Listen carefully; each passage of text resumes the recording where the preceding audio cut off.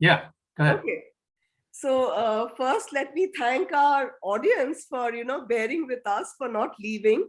Of course, the speaker today is Arjun Yodh, and no stranger to the Indian soft condensed matter community at all.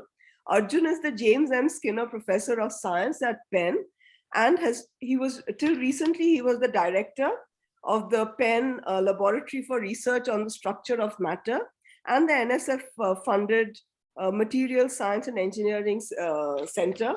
Arjun has worked on every conceivable topic in soft matter, colloids, glasses, films, liquid crystals, medical physics.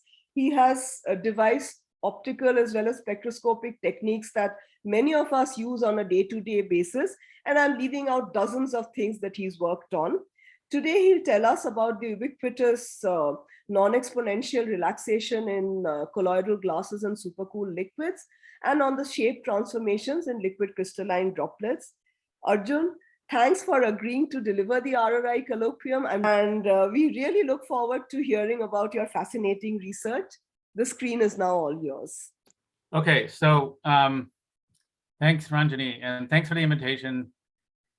Yes. And so what I want to do is, and so like it's kind of fun, really. It's a new time for us, right? Even though we have the pandemic, we can at least lecture across the world. So that's nice for me. And I know a lot of people in Bangalore and in general in India, and so I have a lot of warm feeling for this. Anyway, okay, so what I wanted to do, and again, I wasn't, I understood that this is a colloquium, so there's people in the audience that are not familiar with soft matter and people that are. So I thought I would talk to you today about some experiments, and they have some common themes really that they involve, phase and shape changes and relaxation. And so I should say before I start, I just want to acknowledge that really none of the work is something that I've done. I've really benefited hugely from collaborators and my students and postdocs. And particularly, I'll sort of say who did what during it, but this whole group of people here that I've listed has contributed intellectually to what I'll tell you. Especially, I want to mention Max Xiaoguang Ma, and he's now a professor in China, and Weixia Wei, who is a postdoc now at Brandeis with Seth, and Sophie Ettinger as well. She's doing a lot of work with a liquid crystal. I should have a shout out for Chandan Mishra, who now is, he was a student of Rajesh and now is a professor in IIT in Gandhinagar.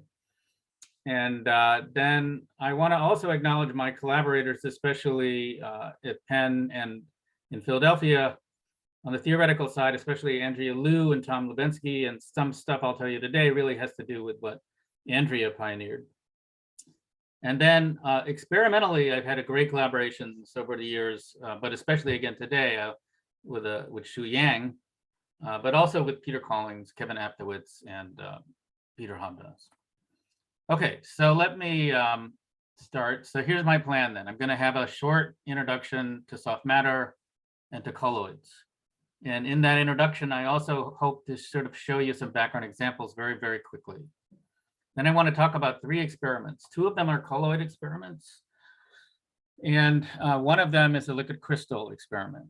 So we'll see how the time goes. And so you should stop me, Ranjani, if I'm going too long. But still, please interrupt me if you have questions. Sure. And then, and I should say that this isn't the very latest thing that we're doing, but basically, I think these are sort of interesting stories, I think, and also hopefully you'll agree, and they're connected in some ways. Okay, so let's talk about, so for most of the talk, I'm going to talk about colloids, experiments with colloids, okay? And sort of colloids are a subset, I would say, of a sort of what I would call traditional soft matter materials, okay? So by traditional, I sort of mean that it's roughly in equilibrium, okay? So, other systems besides colloids could be our emulsions, our liquid crystals, our surfactant systems, polymer systems. You know, we can have ferrofluids. It's a variant of these. Electrorheological fluids, a variant of these, and all sorts of things. And so I'm going to be talking about experiments that sort of are in this realm. But colloids are also, and soft matter extends actually much more broadly now to systems that I would say call far from equilibrium or non-thermal. And so, some examples of that are here. You can have networks, you can have granular materials, foams, the networks that are characterized in a cell or tissues, gels, all sorts of interesting materials that are worth understanding. Cells, active flocks of cells or birds. And so I won't be talking about those, but I do want to at least acknowledge that a huge amount of work that's excellent these days is going on in that area, and it's connected to what we do anyway. How is it connected? Well, the one unifying feature of all these materials is they're soft. Okay, so if I push on them, they mush generally. Okay, they don't just. It's not like pushing on a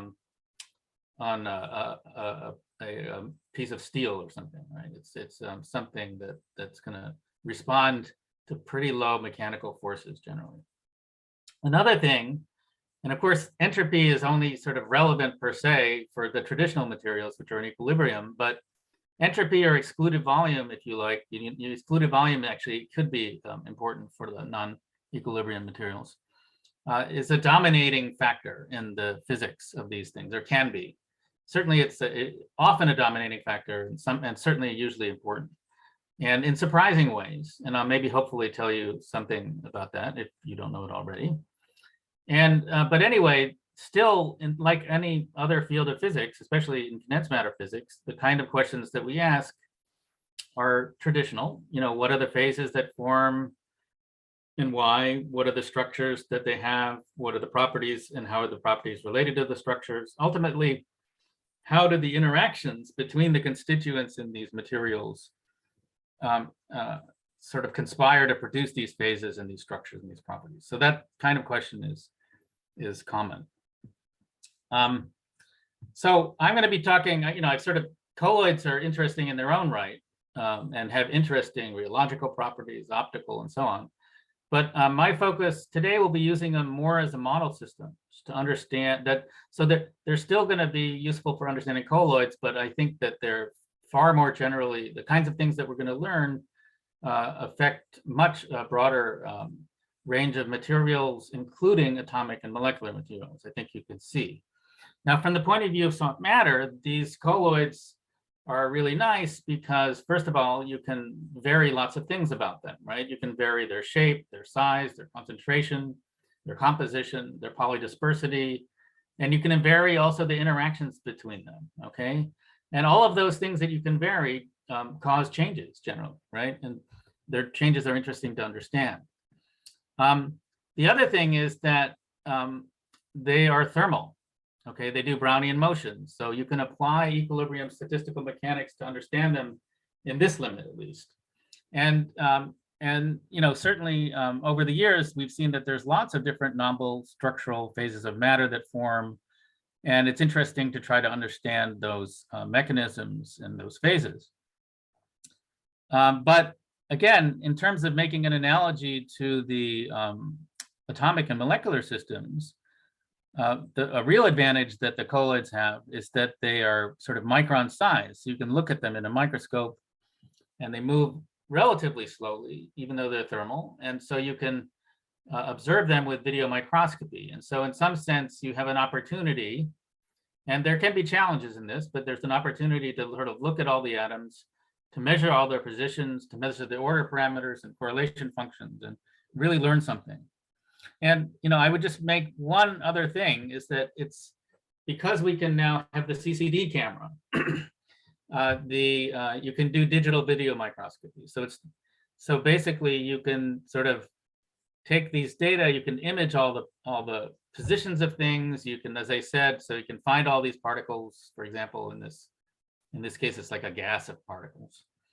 And then you can look at each one, and each one will undergo a Brownian motion. So this idea of particle tracking to learn about physics is sort of very old, of course. And this is these traces that I'm showing you with this digital recording is similar to what Perrin did so many years ago to look at Brownian particles.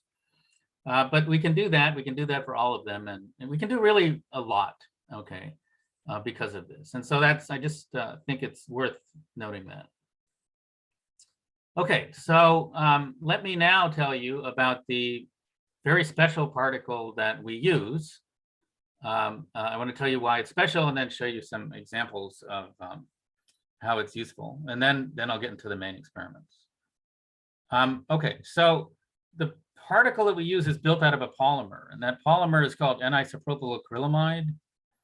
And really, you can think of it as a long chain molecule, and it has hydrophobic and hydrophilic parts, actually.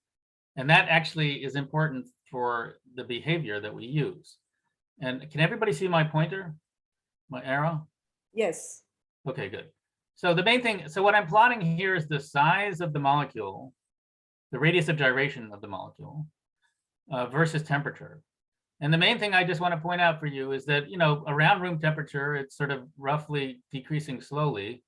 And then there's sort of this point at around 32 degrees where it collapses, or it gets a lot smaller, okay? But I'm going to only use it in the part that it's changing slowly, but that's still an interesting thing for us because, as you'll see, we can change the size of the particles that we're studying. And so basically then these are measurements that were done to confirm this for the polymer. And I won't, if someone's interested, I can talk about why that is, but it's not, I would say it's still not really sort of totally understood. But it has to do with the interaction of the hydrophobic and hydrophilic parts of this polymer with water, which is, is polar. But anyway, it's entropic in its own right, let's put it that way. So what we do is we basically take these polymers and we cross-link them and to make particles, okay? And so in fact, you might get a sphere like this that's really mostly filled with water, but has 4% polymer, okay? Or less even. So it's mostly water, but still it has a rigidity due to this, this network of polymers that's cross-linked. And so if you take these particles and you look at, so you can measure their radius, we can measure it lots of different ways. One way to measure it is just to measure its Brownian motion, and it's you can figure out from the diffusion constant what the radius is, its hydrodynamic diameter. And so if you look at that particle, in this case, it starts at around 850 nanometers at 20 degrees. If I increase the temperature, it decreases in its diameter quite a bit, right? From 850 to like 650 in just 10 degrees. So we have a kind of a way to tune the diameter, okay? And that's really good. And let me just say that, so we can tune the diameter. And another thing that's worthwhile measuring, of course, is the interaction between the particles. These are measurements we did a long time ago for our particles. And so what I'm showing is the energy in units in kT, the interaction energy versus the center-to-center separation at two different temperatures. So when they're far apart, again, these particles, they're around a micron in diameter, a little bit less. There's no interaction, of course, they're not touching. Then when you get closer, they show this sort of, fairly, steep short-range repulsion. Okay, so it's not a hard sphere, but but you can see very clearly if you look at sort of the size of it at 1 kT that it's changed quite a bit at the two temperatures, and that change is consistent with what I showed you for measuring the hydrodynamic radius with the Brownian motion. And so I'm not gonna, there's all sorts of interesting things to think about because it's not a hard sphere, but kind of the way I'm going to think about it and talk about it today is imagining that it's hard sphere-like. Okay. And okay, so that's the potential. So you should have this picture that they don't interact until they get really close, and then they sort of really strongly repelled apart. Okay. So if I pack them into a sample cell, okay, so what I'm showing here is a slice. I put them into a sample cell, and it's a slice in the cell in the microscope. And so you can visualize all the particles, but these are all slices at different temperatures, okay? So in this case, at 23 degrees, the particles are really crammed together. They're in a lattice, you can see they're in a crystal, but they're smushed together, so they're hardly moving. If I raise the temperature a little bit, I can lower the packing fraction, all right, to around 50%. And then you can see they're starting to move, or a little bit more than 50%. They start to jiggle around their equilibrium positions. If I lower it a little bit more, you can see that actually there's a coexistence that arises between the crystal on this side and a liquid-like structure on this side, okay? So this is really cool, and it was really great for me because we have this kind of a knob temperature in this case. You can also use pH and things like that too, by the way. We have this knob to control the phase behavior, okay? And in this case, I'm just sort of looking on this. This is the phase diagram I'm exploring, okay? The only variable is packing fraction, which I'm controlling by changing temperature. And I'm going from being in the crystal phase to being in the coexistence phase between the crystal and the fluid. And that's what you see here. And so what's really good about this is it permits you to transform the system. And for example, look at how it evolves from one state into another and things like that, okay?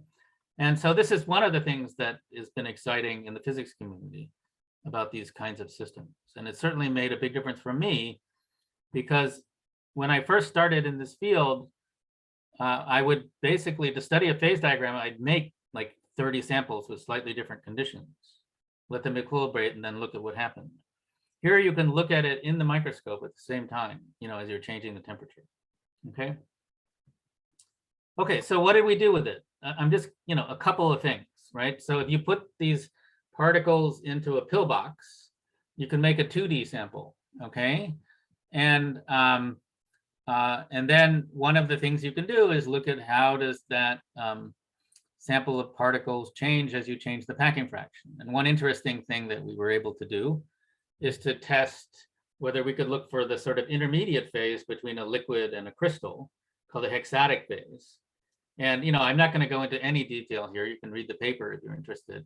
But you can see we actually found very clear evidence for that we're seeing the Hexatic Phase. And so that's a kind of a famous melting in 2D example that is really nice to look at in this case. Another thing, this is work by my student, former student Ahmed Al-Sayed, and what he did is he looked in 3D, okay? And so I showed you the example of a coexistence region between the liquid and the solid. Well, what he did is he looked at the, where does the melting start in the bulk as you go from being a crystal, a solid phase, to the liquid phase. And what he found is that, in fact, the melting actually, it's not just happening everywhere. It's happening locally near grain boundaries. And so, he was able to really sort of see that effect and understand that effect. And so that was, again, that's something that's a very powerful result that's not just applying to colloids. It applies to atomic physics and molecular physics systems, which you can't look inside of generally so well. And certainly you can't follow the atoms so well. I've emphasized at some level the crystalline materials, but also there's lots of interesting things to do with disordered solids or glasses or glassy-like systems. And so, for example, we can make start in a liquid phase, change the temperature to make it jam, okay, to make a glassy or jam phase. And then we can study things like the phonons in these jammed systems and relate phonons, low frequency localized phonons, to soft spots. And in terms of soft spot, meaning where the disordered solids are likely to rearrange if you apply a stress. I'll talk more about that later. So so it has application both for ordered systems and disordered systems. Okay, so the first experiment I'm going to tell you about, and let me just stop for 1 second. So does everybody good with what the NIPA particles, what we can do with them? We just change the temperature and we can change their diameter. And if their number density is fixed, then by changing the diameter, I'm changing the packing fraction. And that's an important variable for controlling the phase transitions. So everybody good with that? Yes. Can Okay, I ask Santhan a has a question? question. Oh, good. Yeah. Yeah. Go ahead. Yeah. So just a clarification that like when you are changing the volume fraction by changing temperature, you are always below this volume phase transition temperature, where there is an abrupt change. Is that correct? Oh, you mean for the last experiment? Yes. Yes. Yeah. So first of all, temperature is the knob that I'm changing, but really in this system, right, what's controlling it is the packing fraction. And so what we see is we can see that so you can figure out what's sort of a temperature. Again, there's some arbitrariness to this, but you can figure out what's the packing fraction / temperature at which the whole thing melts.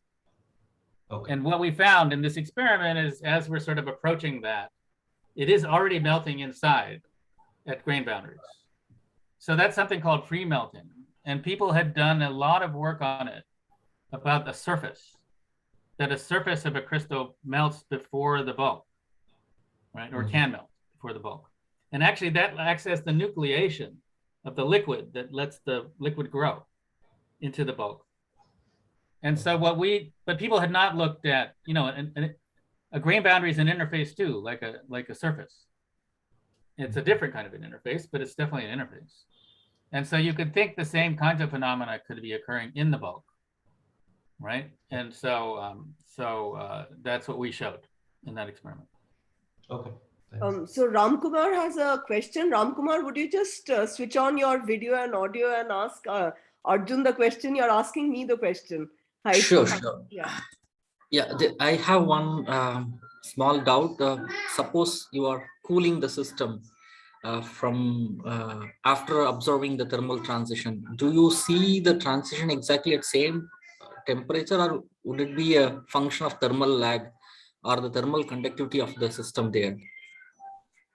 Yeah. Okay. So what we did in these experiments is we changed look, nothing is perfect. There's definitely always going to be a little thermal lag, and there could even be a thermal gradient. You have to watch out about that. That's probably worse.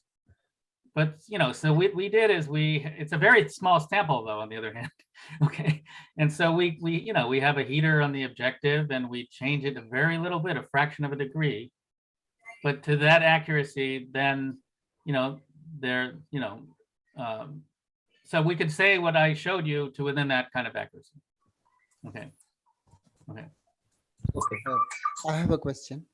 Okay. This is Pratham, and so especially when you are looking at dense systems or glassy systems, where there are a lot of particles touching each other, and so their shape changes could play a role, right? Or how do you ensure that, because these are after all liquid droplets? I mean, so so the particle. So I will show you experiments with liquid droplets later.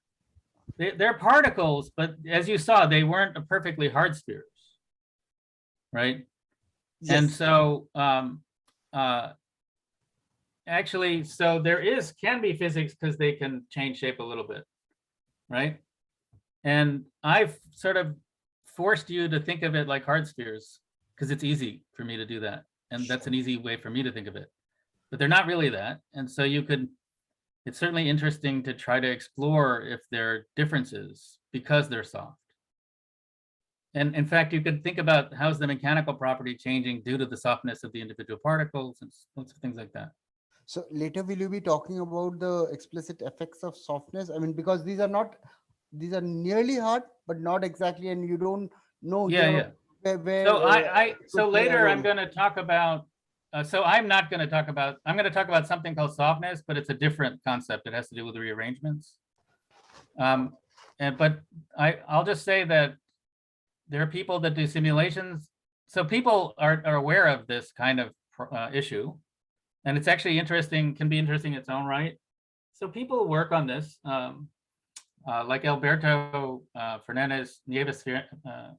Alberto, he's a colleague in Barcelona, and he works on problems like this, thinking about the phase diagrams of the NEPA particles and their properties thinking also about the softness. And then there's lots of people that simulate about it.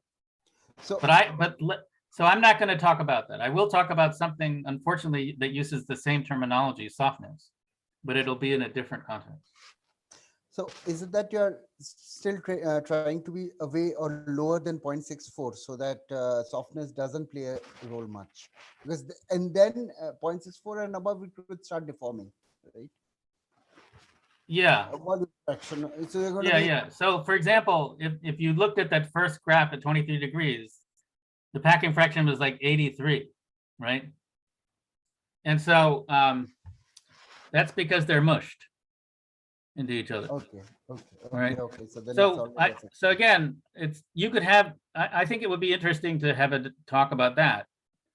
But I sort of decided to try to make it keep it easier in my own mind by just imagining it to be like hard sphere. I think it's useful if you keep doing that for what I'm going to tell you. Sure. Okay. So let me now talk about the first experiment. Okay. And this is led by Yilang Han. So Yilang was actually a postdoc in my group many years ago, but he has his own group. He's a professor in Hong Kong University of Science and Technology. And so what we were looking at in this experiment, and he was the leader of it, I just want to emphasize that, is the transition between two crystal states. So far, that last one slide about the melting experiment, it was going from a crystal to a liquid, right? But there are all sorts of transitions that go from one kind of a solid to another kind of a solid. And they're actually important in lots of contexts. And so it's interesting to study that too, and we can, okay? So just, again, very, very broadly, there's sort of two ways in which you can have a transition. One is called a Martensitic process. And then in that case, all the atoms, they kind of move together to go from one state or structure to another. And the more common kind of, or the other limiting case is nucleation. And in that case, right, you have a mother phase, and in the mother phase, the daughter phase, there'll be some drops that might nucleate. And when the drops get to be a critical size, such that the free energy of the bulk that you gain is lowered more than the cost of making the interface. Then that's how that's the sort of the nucleation process that leads to the, evolution from the mother phase to the daughter phase. Okay, so there's two processes to think about, Martensitic and nucleation, when you think about this problem. Okay, and so what you can do with colloids is you could study sort of thin films, all right, to look at this question. And so just very briefly, and again, this is something that has a history. And this is this paper, by Lewin and Marceline. These are simulation papers, but basically there's an experimental parallel sort of experimental studies. If you change the thickness of the substrate film, and so the things that are going to be important are the thickness of the film in units of the diameter of the particles, and then the volume fraction of the particles, okay? But depending on, I talked about 2D, but then, you can have it a little bit thicker. And then depending on the thickness, you can get square-like phases or triangular-like phases. So you can get 2 layers that are square-like symmetry, 2 layers that are triangle symmetry, 3 layers that are square symmetry, 3 layers that are triangle symmetry. And so this is a phase diagram that Marlene Dijkstra computed. And what you can see is that this packing fraction on this axis, this is the ratio of the number of the thickness of the film to the diameter. And you have a fluid region over here, and then you can see you get all of these different phases. Okay, even she had coexistence regions actually. And so, if I fix the packing fraction and the thickness, maybe I end up in this 5 square phase. If I change it, I might get to this 4 triangles phase. And so what we did in this experiment is and I'll tell you how in detail in a second. Sorry, my phone is ringing. Okay. So basically is that we started in a stable phase which has a square symmetry, and then we changed the packing fraction to go to this phase here that is sort of a different number of layers and a different structure, triangular structure. And we can do that because we can change the temperature in the sample and change the size of the particles. But we have to be very careful about that. It's a kind of a challenge. So what we do is we make the system in the 5 square phase, and we put dye everywhere into the sample because it's basically particles in water still. And then we illuminate it, a small region within the big crystal, okay? And because the dye absorbs the light, the temperature in that region increases, bit about by a degree. And in about a second, you get into kind of a steady state where the inner region is at a higher temperature than the outer region. And so for the inner region, you've sort of suddenly, you can think of it as heating the system so that it goes to this phase over here. And then the question that we asked, and we asked the question, but the main really exciting thing to me is that you can just look and see what the answer is sort of how does it evolve? Because it wants to be a triangle phase. How does it evolve to make this triangle phase? So here's like the result in a set of slides. I'll show you a movie in a second. But just again, I want to give you a little bit of an idea of what you're seeing. Okay, so you can see the particles, but I can also figure out other things. You can figure out sort of the Lindemann parameter for the particles. So how much are they jiggling compared to their nearest neighbor separation? Okay, and from simple theory that if it's about even 15%, it's liquid-like, and if it's less than that, people could think of it as a crystal-like. And so when you see a red color, you should associate it with a liquid. And when you see a blue or a green color, you can associate it with a crystal. And then also you can see the actual structures. Okay, so this is sort of right after a picture of the system right after we made it, right after we turned on the light to heat it up. And so you can see basically it's a square structure. Maybe there's these fluctuations. So actually, I'll show you the movie and you'll see that there are little regions that fluctuate. But then after 2,000 seconds, there was one fluctuation that was finally pretty big. That's shown here. And so if you like, this has reached its critical nuclear size. And then that grows. But you'll also notice that the color here is red. So that means that it didn't nucleate the crystal. It nucleated a fluid, a liquid, okay? And then this keeps growing, right? Just like for what they say in nucleation theory should happen. So you have this liquid drop in this crystal growing. And then inside the drop, okay, you can see that you start to nucleate another structure, a crystal structure, a triangular crystal structure. And then what happens is that grows and fills the liquid, takes over the liquid, if you like, and then grows as a big nucleation region in the bulk crystal. So this is sort of the mechanism for going from this square-like phase to this triangle phase. And the big thing that we discovered is that it goes through a liquid phase in between in the nucleation process. So here's like a movie of it, okay? And so on the left is just the raw image. On the right is sort of an analyzed image where the color matters, okay?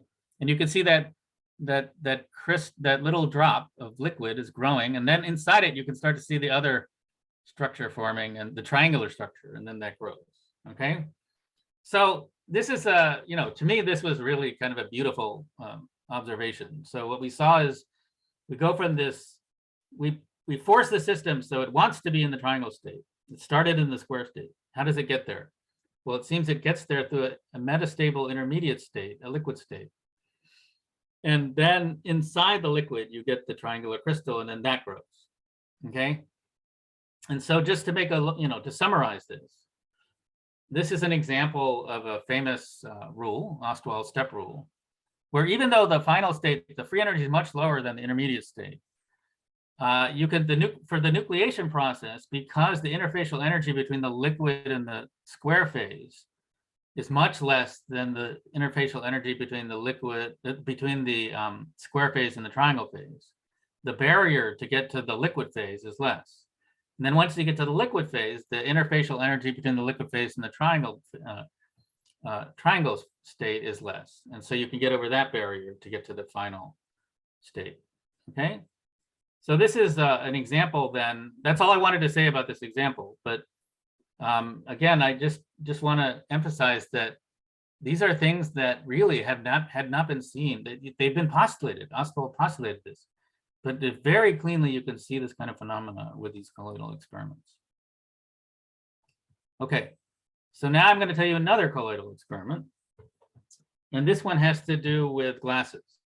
Okay, and this one has to do with this so-called softness, which I'm going to, I'm going to use it. It's a different, I'm using the word soft, but now I'm referring to the many particle, to the particle, not to the individual particle, but to the softness of the solid. Okay. And I'm going to tell you about some work by Zoe Davidson and that was led by Max Ma, Xiaoguang Ma, and Zoe Davidson. Okay, and was in collaboration really with Andrea Liu, who's a theorist at Penn. And she works a lot on glasses. Okay, so again, very from a bird's eye view, we're interested, a lot of us at Penn, in this kind of disordered solids. Okay, and one of the reasons fundamentally that they're interested in is that the crystal, right? You can, the atoms are in ordered, or the constituents, if they're colloidal, they could be particles. They're on some ordered, in some ordered lattice. And so if you know what they should be, the positions they should be, then it's easy to figure out the defects. Okay, so this is like a dislocation here, is illustrated. And the main thing is that if you look at the mechanical properties of things, if you look at the mechanical property then of a crystal, you can understand it in terms of the motion of these defects. And that's actually really very powerful. There's still things to understand, but at least that your starting point is clean cut. Now, if you have a disordered system though, you don't really you can't say what's a defect. It's harder to say what a defect is because everything's disordered. So everything's kind of like a defect superficially.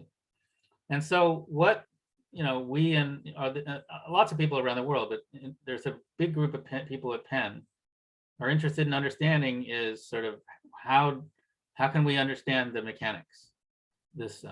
And so the experiment I'm going to tell you about today is related to those questions, but I don't want to make a false statement. It's not at all answering this question really. It's interesting, and it's getting a little bit closer to thinking about how you might think about it. Okay, so I'm not going to be talking about glass. I'm going to be talking about what's called a supercooled liquid, which is, it's a kind of a precursor to a glass. You make it the same way as you make a glass. Maybe you don't cool it quite as much. Okay, so you start in a liquid phase and then you suddenly cool it. And if you suddenly cool it, that if you cool it a lot, the atoms just stop moving, but they're disordered, and so you get a kind of a glass. So you have disorder on the one hand, you've lost, but on the other hand, you have more or less resistance to mechanical force. And so a very famous example, this is from the web, is an experiment. This is looking at pitch, or sort of like asphalt, right? And it's just looking, this is over a period of a year. How much does it move? And it does flow very, very slowly, okay? So we're driving on kind of a supercooled liquid, if you want to think of it that way. And so what we want to do is to look at those samples, okay, that do have a little bit of motion. They're not perfectly solid, okay? And let me just say a little bit about sort of a macroscopic point of view of this and a microscopic point of view to set up what we're going to do. So, so glycerol is an example of a system that, can be supercooled and can form a glass. And this is just showing the viscosity of it versus temperature in a pretty narrow range, on the Kelvin scale. And the main thing to take away from this is that the viscosity changes by 10 orders of magnitude, depending on the temperature, in this pretty narrow range. The other thing is that it's not Arrhenius, okay? So there's a lot, there's a big thing to understand here. And sort of these are simulations, famous simulations, right? Where people they simulated Leonard Jones liquids, and they cooled them quickly, right, in the simulation. And basically, this is looking at the self-intermediate scattering function, but you can just think of it as the displacement of particles, on certain length scales. You can say the Q here is like the particle diameters length scale. And, so when the temperature is high, then the system is very liquid-like and it decays exponentially, this intermediate scattering function. But when it's the temperature is close to where you're forming glasses, then the whole dynamics changes, and you basically get these kinds of curves that give you sort of what's called stretched exponentials. Okay, and that's going to be related to what I'm going to talk about. All right, so let me just say one more thing about the stretched exponentials, and that is sort of why do so how can we understand why we get them? And there's lots of thinking about that. One of the thinking, okay, is that actually within the medium itself, there's different groups of atoms. It's heterogeneous. There are different groups of atoms with different mobilities, okay? And so, you can talk about how should I define these regions, and that's an interesting thing to try to do. And that's something I'll say something about. But if you have in each of these regions, in each of these domains, if you like, it could be exponentially decaying. But then when you average over all these domains, you get a stretch exponential. So that's one way you can get a stretch exponential. Okay. Another way is, of course, if the particle itself is giving that behavior. And so there's been, so this is an idea I think a lot of people believe, right? There's been some beautiful experiments really early on with NMR and FRAP and things like that, where they sort of identified that there's some inhomogeneity in this, okay? And there's been more recently, again, this is really from Andrea's group, simulations that have looked at this, which suggest the same things that I'm going to tell you about. But anyway, so that's what we wanted to we wanted to see, can we get at this stretch exponential behavior? Because what we can do with our systems is we can make a glass and we can look at all the particles and look at how they move. So what we did is we made a glass. We made it with two sizes of particles, and we packed them in 2D, basically quasi 2D. And then we look at how are they varying. I don't know if this is a movie or what. You can see that they're jiggling a little bit, right? And you can vary the packing fraction. So for me, the packing fraction again is it's the variable time of temperature in the glycerol experiments. Okay, so I can make it more tightly packed or less tightly packed. And the less tightly packed, the more the mobility of the particles will increase. So then what we do is we look at, so this is now just a movie where I've just figured out where the particles are from that image. And then I'm looking at it, and you can see that there's this jump, right? There's this point in time where they're similar, and then they suddenly move. So that's what I'm going to call, that's a rearrangement event, okay? And so what we want to understand, or try to make some progress in understanding, is what is the structural features that make it more likely to have that rearrangement event or less likely, okay? So certainly one of the goals of this is to try to understand the relationship between structure, if you can, and the dynamics. All right, so what are the things we can do? Well, the simplest thing you can do is you can just measure the mean square displacement of the particles and do an ensemble average. And that's what I'm showing here. And we can do it separately for the large particles and the small particles. And the main thing I want to say is that there's some time scale, which is a long time scale at which it starts to move diffusively again. And that's sort of an indication that it isn't a glass. It is in a supercooled liquid state rather than really a solid state. Okay. But then we can look at the trajectory of each particle. Okay. So what I'm showing here is the displacement of a particle I versus time. During my experiment, which is, just part of my experiment, this experiment was 2,400 seconds or something. And what you can see is it's sort of going along pretty smoothly, and then there's jumps, okay?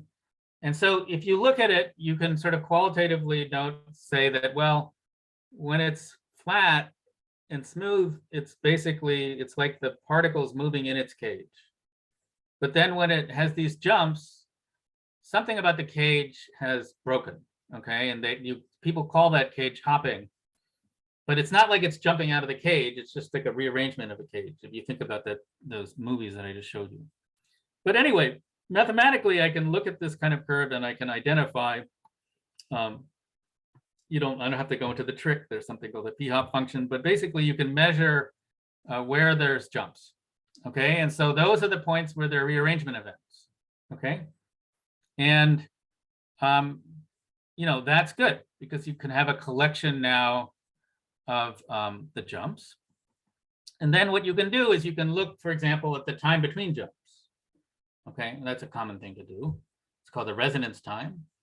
And if you do that and you plot it all up for your samples, this is what we did, you get this kind of curve here, which this is the probability that I see, or it's a histogram, you can think of it, a rearrangement event with time TR versus TR. And if you look at this, you'll notice that basically this is slightly non-exponential. It's slightly stretched exponential. Okay. And so this is sort of, it's getting this non-exponential behavior that I told you that the community wants to understand, that Cobb Anderson saw so long ago in their simulations. Okay, so now I'm going to tell you what we want to do is to relate these, when something's going to rearrange to something we're going to call softness. But softness has something to do with the local structure. That's what I'm going to try to show you. All right, and I'm going to show you how we calculate this. And again, we're a humble experimentalist doing these experiments, and Andrea Liu and her collaborators, theoretical collaborators, and also Doug Durian and others did lots of work using simulations, especially to sort of build these ideas that I'm going to tell you about. Okay, so the first thing you need to do to figure out what particles are soft is you need to make what's called a training set. That is, you need to identify the particles that are really mobile versus the particles that are really immobile.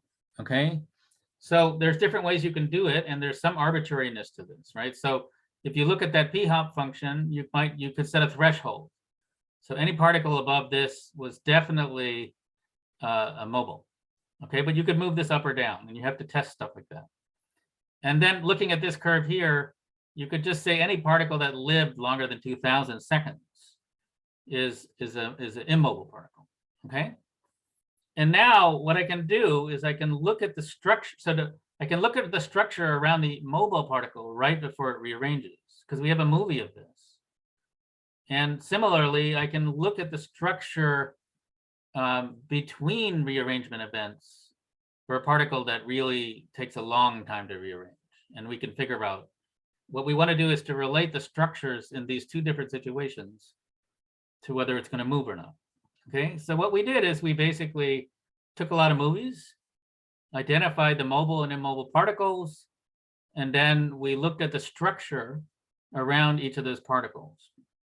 And for structure, there's actually a lot you could do, and I'm just going to limit it to one thing here, is that we can just look at the radial distribution function, okay? So we have some center particle, and we can look at how does, what's the probability that another particle, large or small, you can specify that even, is at some distance r away, okay? And you can go out like 5 nearest neighbors or 3 nearest neighbors, and you can do it very finely, right? And so that's what we did.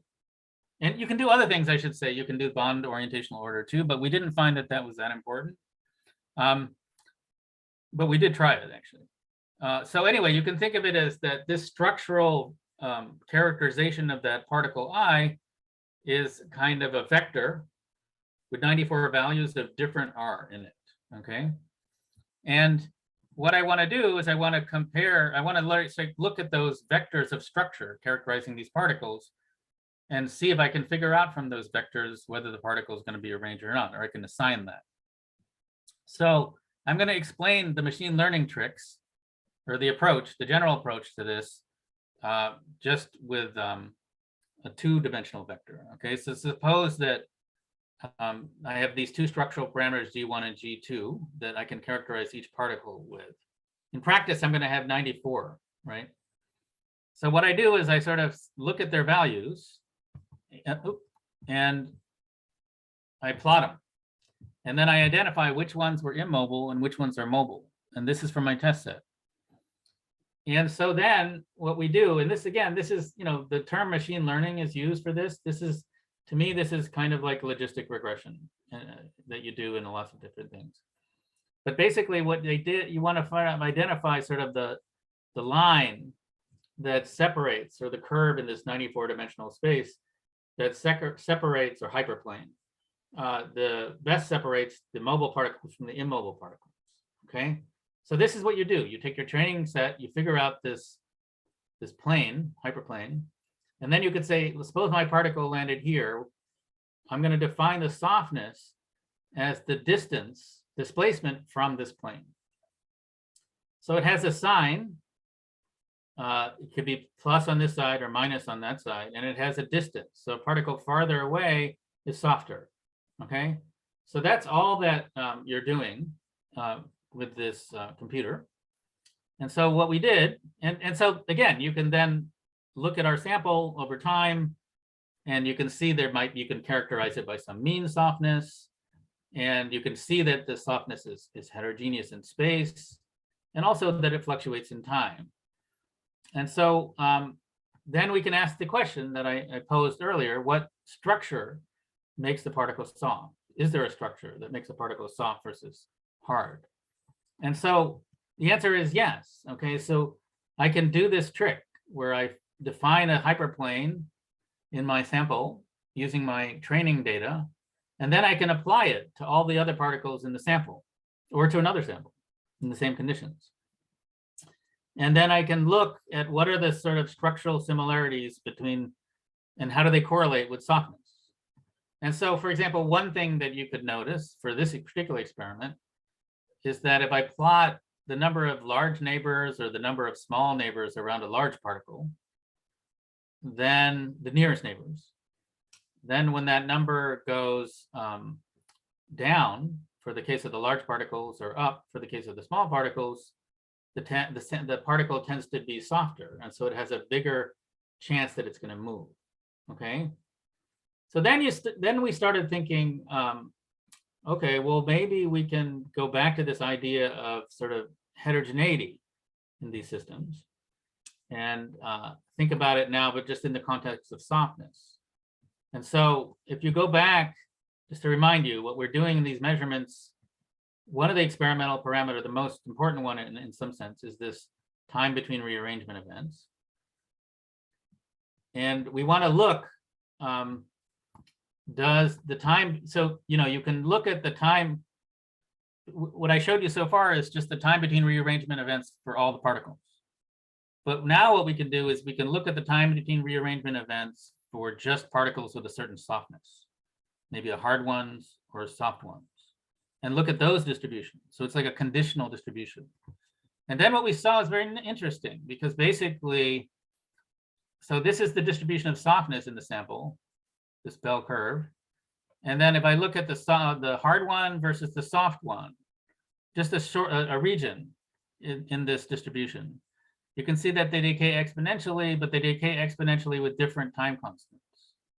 And so that's kind of nice, because this gives you this ties into this idea, well, that there's different atoms in this distribution, or different colloidal particles, and they, depending on their local environment, they relax at different, they have different softness, and they relax exponentially, but at different rates.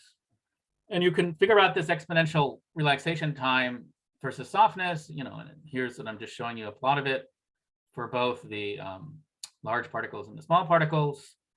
And you can figure out, the distributions of softness for the large particles and the small particles.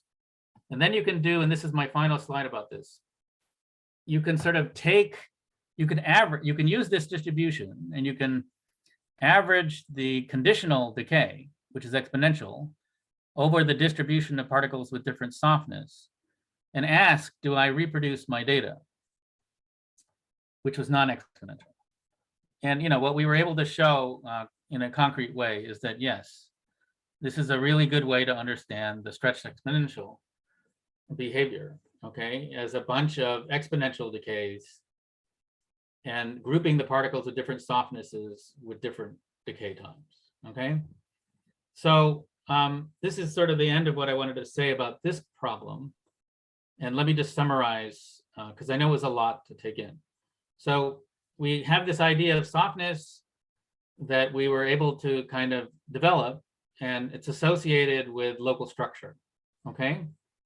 And we showed that particles of the same softness have exponential dynamics in their decay, or their distributions of relaxation times, rearrangement times. And you can do a lot more, which I haven't discussed. So you can figure out activation barriers from this, right? You can think of it as a two-level system, and you can look at the distribution of the energy. You can think of the whole problem in terms of energy barriers, but this gives you a tool to really look at that. And if you're interested, you should look at the paper because it really did a lot of that as well. Okay, so I'm gonna Arjun, there's a question on this part. Okay, good. Okay. Ramkumar, hi. Yeah. Hi. Yes, I have one question. Usually this softness and hardness in terms of glass transition is a function of molecular weight, or the weight of the system being studied. Suppose, hypothetically, if I have a very heavy small particle and a very light large particle, how can we understand the softness in terms of your whatever the equations? Well, okay, so let me just say that, again, I'm taking an purely experimental point of view. So what I would do is we'd have to figure out using one particle that's large, that's lighter or heavier than the small one, say, okay? Molecular weight, you can also think of associating with size, though, by the way. So you might even already be doing that here. But anyway, you could do an experiment where you had the different molecular weights, right, as well. And basically, you would just have to watch the sample and identify clearly the immobile particles and the mobile particles, and then look at the structure around those particles, those test case particles, those training set particles, and statistically generate that curve that I showed you in 2 dimensions, but you generate it in a bigger dimension, and the hyperplane of it. And that way you can, so you could just follow this same procedure if you started with particles that have different weights. Okay, no, I guess that probably the distinction of hyperplane or formation of hyperplane may not be observed at all if you normalize the size and weight so that both of them interplay together. Because here in this particular development of hyperplane, only size is given more importance. The weight is understood to be also there, but not explicitly used in this whatever analysis. So I feel maybe okay, so I would just claim that would add another variable to the problem. So you'd make your hyperspace bigger. But basically we did it, so we have a hyperspace for the large particles, hyperspace for the small particles, right? And so you would have another one, you could have 4 large, with different molecular weights, small with different molecular weights. You could have more hyperspaces that you'd have to consider. But so I would say, again, but just thinking about what you're asking, is that the same as having different size? So it could be, depends if the molecular weight's related to size, okay? So this could be valid for that question. What we've done with size could be valid, but also I can see that there could be exceptions. So that's a good question.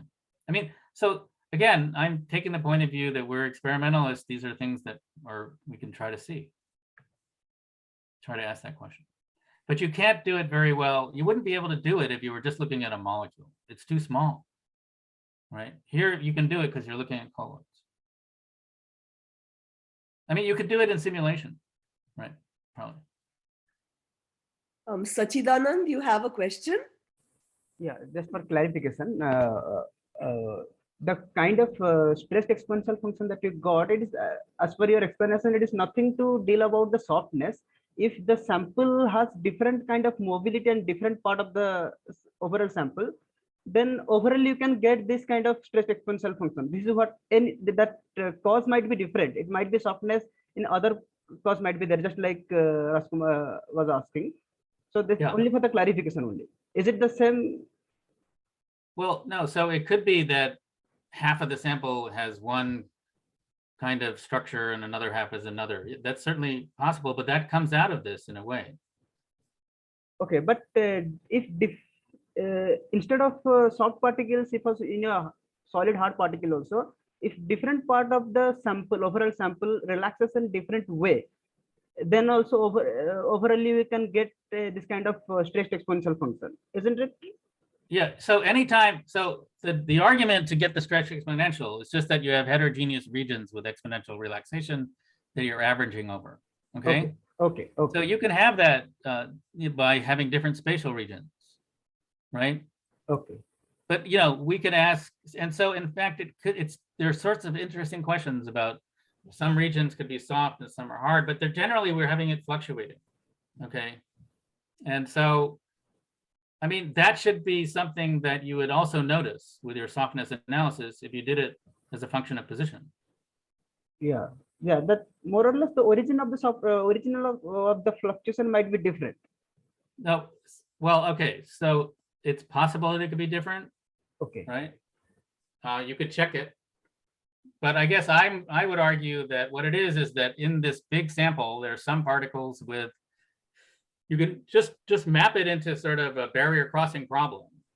So to get a rearrangement, basically there's some barrier crossing event that has to occur. And there's a distribution of activation barriers for the different particles. And we did a lot of extra measurements that I didn't tell you to look at that question. And really I figure out the barrier distribution, the barrier height distribution. But the critical thing is that it was really helpful that we know that we want to look at all the particles that's the same softness to look at that question. Because this argument would say that the ones with the same softness have the same barrier height. Yeah. But for sure, you can have spatial heterogeneities, right? I agree. Macroscopic spatial heterogeneities. Exactly. Yeah. But that, in a way, that's not what people are looking for, right? I mean, that's a possible effect. I agree, but yeah, they're kind of looking for it's a homogeneous disordered system, if you like. But it's not homogeneous when you look very microscopically, right? Because they are different local structures. Not exactly the crystalline one. Not at all. Yeah. Like crystal. Sarika, you have a question? Hi, Arjun. This is Sarika Bhattacharya from NCL Pune. Just wanted to bring, I just wanted to let you know that the softness parameter that you're calculating using machine learning, we have been able to do a microscopic theory using radial distribution function to actually calculate the softness parameter, which you get from machine learning. So I'll share my paper with you through email. Yeah, that's great. Just send me an email of it. Can you? Yes, I'll do that. Yeah, I'll do that. All right. Yeah. So Ranjani, I mean, I can go a little longer if you want. I mean, I guess we started a little later, but I think we'd love to hear about this. So yes. All right, I'll tell you what, I'll go a little longer, but believe it or not, I have a meeting at 12. So I have a limit also. Okay. But you still have a half hour, right? Yeah, I still have a half hour. Okay. So I can, let me just tell you a little bit about this other experiment, okay? Sure. Again, this is an experiment that was done in my group by Wei Xiao and Sophie Ettinger, and in collaboration with Xu Yang's group in material science and her postdoc, Yu Zia. And so it's a different topic. So if you were bored about the first part, maybe this will be more interesting. So, okay, so first of all, we're talking about liquid crystals. Now, a lot of the entropy stuff that applies to spheres applies to rods, okay? And it's even more rich, and you can get all sorts of very rich ranges of phases. And so just very briefly, a typical liquid crystal, you have 3 kinds of phases. So you can think of them, but think of them as rods, hard rods. So if you at high temperature, you get what's called the isotropic phase, where the rods can be anywhere, translationally anywhere in the sample, and also their orientation can be anything. And so that's, you know, purely isotropic, but it has both translational and orientational degrees of freedom. Then what happens that's interesting about liquid crystals, and again, this was realized by Onsager many years ago, right? He computed it, actually. It was realized earlier, but the detailed understanding is from Onsager. And so then if you lower the temperature, you the system gets into what's called a pneumatic phase. And in that phase, the rods are tending to be aligned along some particular direction in the liquid. But the rods can also go anywhere in the sample. So translationally, they're free. But if you like, orientationally, they're more restricted. Okay. So, you know, you can think of it as that's getting towards a crystal, right? Because it's, you know, your crystal seemingly is less ordered, is more ordered than a liquid. But it's really interesting when you analyze this problem, because basically, if for hard rods, there's just a trade-off between the translational entropy and the orientational entropy. And so when you pack them tighter, okay, so I did this versus temperature, but I could have also done it versus packing fraction. Then it would rather lose orientational entropy, but gain translational entropy. And so that's why the pneumatic phase forms, okay? And then if you go even higher concentration or lower temperature, then you can get even one-dimensional, something called a smectic, where the rods are oriented and but their density is in the layers, okay? So these are, you know, there's a whole talk that one can give about this, which I won't, but I just want you to everybody be in the starting point is the same. And so I'm really actually mainly interested in the pneumatic phase, or maybe the isotropic going to the pneumatic, but really most of the things I'm going to tell you are in pneumatic phase. All right. So what we did is we put a liquid crystal into a drop, okay? And the liquid crystal that we put, though, wasn't just like, it wasn't like a perfect rod like this, right? So we did it out of polymers or oligomers, right? So a polymer, right, has some chain link that's represented here. This is RM82. And then if I connect them together, I can get 3 in a row or 2 in a row. These are oligomers, or 4 in a row, okay? And so you can think of the 3 in a row as just like a longer rod. It's not a perfect picture because it has some flexibility, but for really short ones, it's not that much flexibility, okay? So what we really did is we put what I would call liquid crystal polymer into these drops. Now, if you just had the monomer, then it has isotropic phase, pneumatic phase, crystal phase, right? Actually crystal, not even smectic. And so if I make the drop of it and I cool it down, you get something like this, okay? So it's squished in on itself, okay? If I did it the same thing with the oligomers in the bulk, then you get isotropic phase, pneumatic phase, and crystal phase again, but it's just at different temperatures, okay? That's all right? So what we were interested in, and my student Wei Xiao, he was the one working on this. What we're interested in is sort of what happens. And so, and by the way, I just point out that even though I'm not going to talk about it, if you eventually with these, the reason that we're doing all this work with these polymers is because you can cross-link them at the end to make elastomers, like a rubber, but a rubber which can be actuated, okay? Okay, so let me just tell you then the experiment. So what my student Wei Xiao and Sophie did is they mixed the monomer and the extender and the crosslinker into the drop, all right?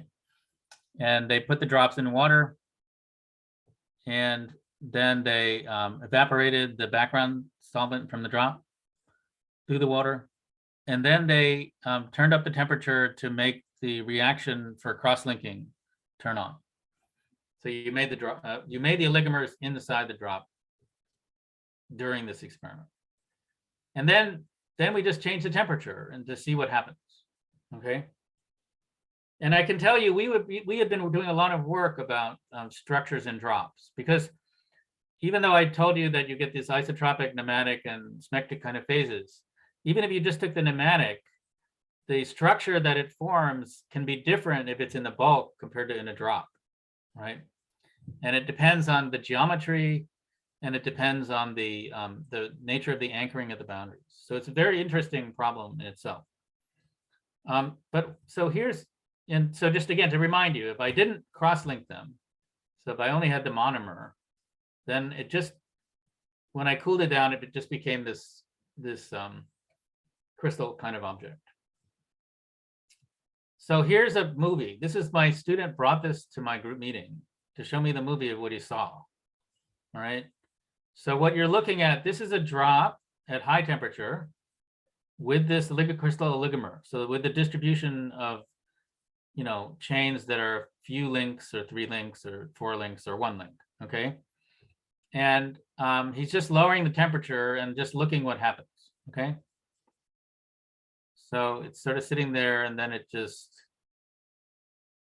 exploded. So I was like blown away, right, when I saw this. Let me go back. So just to show you again, it sort of starts as a sphere, and then it just explodes into this filamentous network. Okay. So,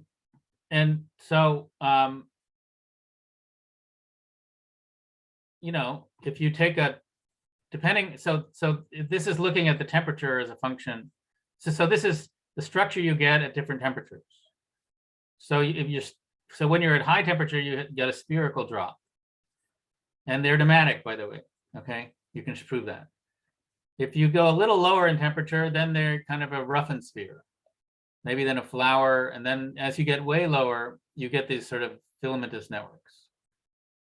This is entirely reversible. So if I go down to get this filament, and then I go back up, I get back to the sphere. So here's a movie of that. So you're starting at the low temperature, then you raise the temperature and you get the drops again. Then you lower the temperature back down and you get the sphere, you get this filaments again, okay? And so that was kind of good that it's reversible, actually, because that means that maybe we can understand it with a lot of things that we know about, you know, these kinds of systems in equilibrium or quasi-equilibrium. Here's a picture between cross-polarizers, because you can actually learn a lot more. You can learn about the director configurations inside the filaments, okay, or inside the drop. So again, here, if you look at it, it has this kind of green and yellow part and dark part in the middle. That tells you something very concrete. So here's it raising the temperature up. It goes back and becomes a drop. This drop that it became, by the way, is a pneumatic hedgehog, radial hedgehog configuration. Then I lower the temperature back down and it forms a filamentous structure. It's almost like it's living, okay? So basically, we wanted to understand this. So, you know, Weishao did a huge amount of things to characterize it, but I'll put everything here. So, I mean, because there are a lot of variables that you can change. One variable that you can change is your average length of your polymer or oligomer, okay? You can control that by changing the amount of time you oligomerize it for, okay? And so that's this axis. So it's like it's getting longer as I'm going down. It's oligomerizing for longer. And then here is changing the surfactant concentration in the background. Because the surfactant, one of the things it does is it sets the anchoring conditions for the, one of the things it does is set the anchoring conditions. It's not the only thing it does. The other thing, of course, is that depending on the surfactant concentration, it can change the surface tension, okay? So if you have something like this, then you can think, well, it must be something to do with the competition between surface tension and bulk, these shape transitions. So but anyway, you can get these state diagrams where, depending on the conditions, you get spheres, rough spheres, filaments, thin filaments. Okay. And, you know, again, I want to just remind you that there's some beautiful work. This first one's from Sonomir Dojic. And this one is actually from our group, Junwoo. So again, here he's doing a 2D system, but basically in these FD virus, if you change the interaction, essentially, you can get a situation where instead of being like a disk, it goes into these twisted ribbons. And it's a competition between surface energies and bulk energies. So obviously, if it's making these filaments, it's getting lots more surface energy, right? So it better be, you know, so there's some free energy that's driving it. This is just showing it, you could drop to make other shapes. So we had these, this is Junwoo Jiang's work, and basically he had these chromatic liquid crystals in drops. And depending on the temperature or the concentration, he could make them turn into gems. So faceted drops, if you like. It's like almost like a crystal. Okay, so the question is, can we understand it in a simple way? And really, let's say the broadest thing you might want to understand is, why would you get a sphere versus a cylinder? I mean, what condition would make this sphere? And inside the sphere, there's a configuration of the pneumatic that's called escaped radial. Again, these details don't really matter, but it does correspond to some geometry. In the sphere, it's a hedgehog. The good thing about knowing this information, which we do from the microscopy, is that then we can calculate what the energies are, free energies. So there are two important ingredients. One is the elasticity of the pneumatic. So as many people probably know, but maybe not everybody, there can be different, for this anisotropic fluid, there's different kind of elasticity associated with different ways to distort the configuration of the rods. So if you have something that does this, that's called splay, then you can have twist and you can have bend, okay? And those each, you can think of it as, you know, there are different elasticities, there's different spring constants, if you like, associated with them. There's other ones. There's a very subtle one called saddle splay, which is something that's really kind of interesting to people in liquid crystals. And so for a lot of materials, we know these. We don't really know them for these new materials that we're working with. But we can estimate them based on analogies. Anyway, the other thing is, so that's the bulk elasticity. That's part of the free energy. The other part that's important is the surface energy, which we can measure by looking at the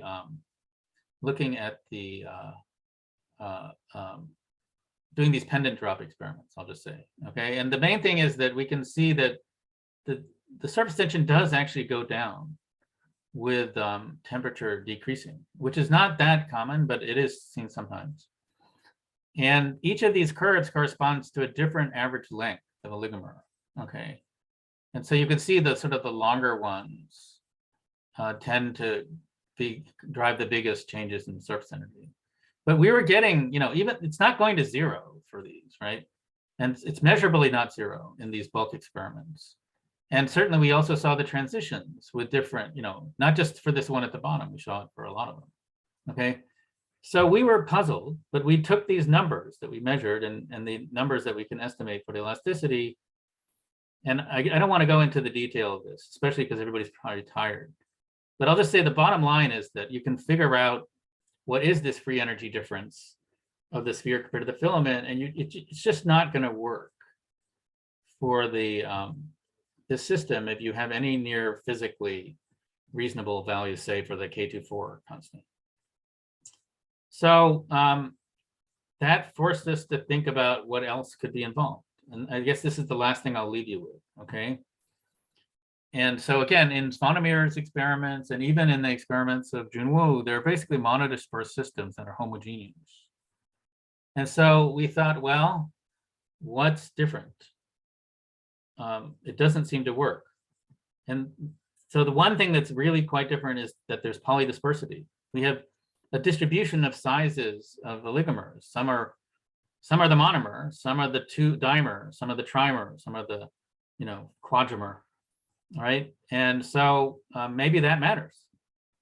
And so again, so there's a lot of sort of effects that conspire to make it matter, but it is interesting, I think, and I just want to stop with this, but that how this comes about. Because usually when you make things spatially polydisperse, or you end up tending to sort of smear out transitions. And here it's like, maybe if this is important, it actually helps to induce the shape transition. So just think about both the sphere and the cylinder in these configurations. So this is the hedgehog.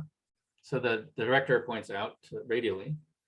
And if you have large and small ones, and the large one's the red one, the small one's the green one, and they're just distributed uniformly. And here's the cylinders we get. They're in this so-called escape radial configuration. So it starts perpendicular to the surface and then goes in the middle. There's a big defect. Sort of, it's not even it's not a line defect. It's sort of this thing that's going like this. But anyway, if you analyze these systems, there's more stress. There's more elastic stress in the center, in the center of this, or the center of this, than near the edge. Because if you like, it's splay, and it doesn't have to splay as much near the farther away from where the defect is. And so the one thing that's different, and let me also say that if I had long ones, they experience more stress than the small ones near the centers. But in a liquid, you can have spatial segregation. So what we think happened is that the large ones went to the surface predominantly, and in both cases, okay? But it has a much bigger effect. The large ones tend to, if you remember those surface tension diagrams, the large ones tended to be much smaller, okay? So there would be a jump because of this fact that these polydispersed systems can spatially segregate. And so, in fact, you can figure out then the energetics of that. And what you find is that by having this happen, you lower both, you lower the elastic energy, right? And so that's driving it. But then also you drastically lower the surface tension. And so this is, this effect can make this transition possible. And so it's to me, it was really interesting because it is interesting that you can get, if you mix different sized particles, I did a lot of experiments with this, you can get different phases. You can induce order by doing that. Here, the polydispersity is like a kind of, through spatial segregation, seems to be an important ingredient in terms of making these transitions. And sort of, we did a bunch of other experiments, which I won't go into, using one kind of macromer and two kinds of macromers and confirming these ideas. So is there connection to biology? Maybe. There's lots of situations where you have sort of heterogeneity in molecular structure, the molecules that could be important for driving some kinds of segregations or pattern formations. And so, we sort of argued in our paper that maybe there's some connections that one should be thinking about in terms of assembly. But, there's no proof that I have of that at this stage. And then I can just say we can do a lot more, but I think maybe I'm going to stop. I'll just stop there. So that's it's a really quite different topic at the end. I apologize for that, but it was pretty. Like, I have to tell you that's what makes a professor happy, when you didn't have any idea that you were going to see something like that and then all of a sudden you see it because your student was energetic and discovered things. So I'll stop there. Thanks. Thanks, Arjun. That was mind-blowing. I think we have time for one question. I'm Madhusudana here. Can I have a question? Yes, of course, yeah. Professor. Yeah. In this last part, are you sure that these filamentary structures are not because the system is going to the spectic phase rather than remaining in the pneumatic? Yeah, there's definitely not. We can tell. We did cross-polarized study, and no, for example, did you do an X-ray study on that? No. So we didn't do X-ray. So look, but you can. So go ahead. Sorry, long back 92. You just mix 8-OCB, which is a spectrogen, with a long chain alcohol. You get these long filamentary structures which grow exponentially fast. because they grow by absorption on the surface. So the surface becomes longer, it goes faster. And I think that was clearly spent. Yeah, but that experiment's it's in a mixture of liquid crystals, right? Just it was Cb plus the long chain alpha. But it was a bulk sample. It's condensing out of a bulk sample, right? But the filaments were maybe again 1 micron or to 10 micron. And No, but so ours is like this drop inside water, right? yeah, I follow. Yeah, so it's a different thing. But I'll just say the other thing, like there's definitely, especially with smectic, like you're saying, Yeah, there are definitely some interesting shape transitions that happen with smectic. yeah. But basically, this one we've looked at 1 billion pictures of escape radial configuration. Oh, I see. So we can figure out that it's escape radial in the filaments. So Okay. that's actually the biggest thing. Okay, if you are sure that it's an escape radial, then it is an image. That's one of the things that I feel very sure of. Oh. But there are other things that I feel less sure of that maybe could be important. I know. Okay, I think they're very pretty. But the main thing I just thought it to me it was just some interesting phenomenology, and then Yeah, sure. and Obviously. certainly this idea that if you have mixtures, then when you have stress, elastic stress, then it's a measure, it's a way to drive, it changes the system, right? There's a correlation that causes a change. And for this, the new thing, the K2-4 had to be just a few times the other elastic constant instead of being 30 times, I suppose. Yeah. So that was that was one of our clues that we used. Okay. But that's an excellent point. It's a beautiful experiment. Thank you. Yeah, thanks. So thanks, Arjun, very much. There are many more questions, but you have to run to a meeting. We have to run to dinner. So I think we'll wind up here. Please do write emails to Professor Yodh. I'm sure he wouldn't mind answering your questions. And also, if you have good things you want to show me from papers that you've worked on, I'm really happy to see that as well. We'd love And that. let me say, I'm really glad this worked out. And so thank you for the invitation. Thanks very much for making it. Thank you so much.